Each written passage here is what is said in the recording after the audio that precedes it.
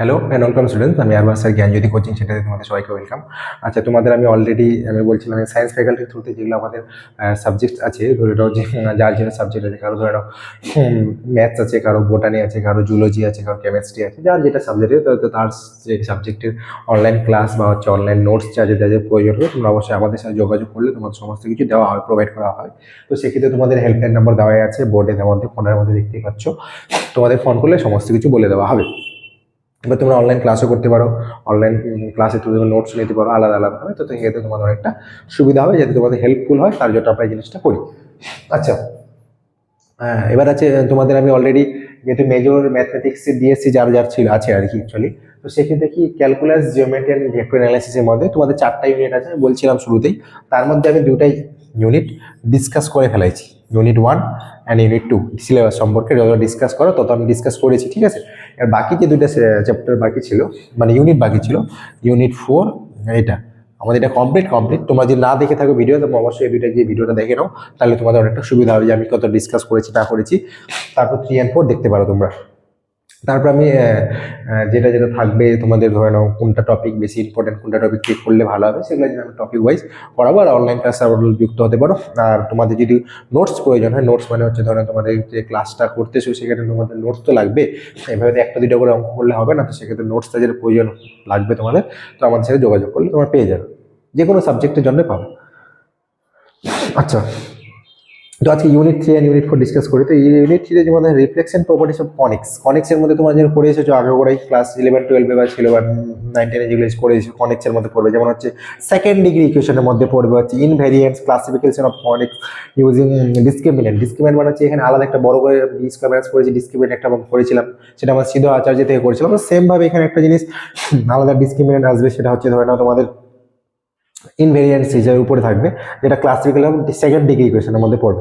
Pair of straight line মানে সরলরেখা, যেটা বাংলা ভাষায় বলে, আর পেয়ার অফ স্ট্রেট লাইন যেটা।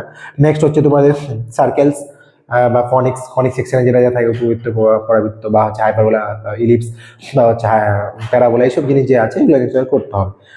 কি কি থাকবে এবার কনিক্সের মধ্যে? স্পেয়ার বলো, পড়েছো। কোন জানো, সিলিন্ডার জানো, সেন্ট্রাল কনসাইডস, প্যারাবোলয়েডস, প্লেন সেকশন অফ কোয়েনসাইডস, তারপর হচ্ছে টেনজেন্ট, নর্মাল, তারপর হচ্ছে সিলিন্ডার, জেনারেটিং লাইন্স, এইসব যে জিনিস আছে তোমাদের ক্লাসিক্যাল কোয়াড্রিক্স, এই জিনিসগুলো তোমাদের লাগবে, ঠিক আছে। তো এখানে তোমাদের ইকুয়েশন অফ সেকেন্ড ডিগ্রি ইকুয়েশনের মধ্যে সব কিছু পড়তেছে, এই টোটাল পড়তে তোমাদের কনিক সেকশনে পড়তেছে।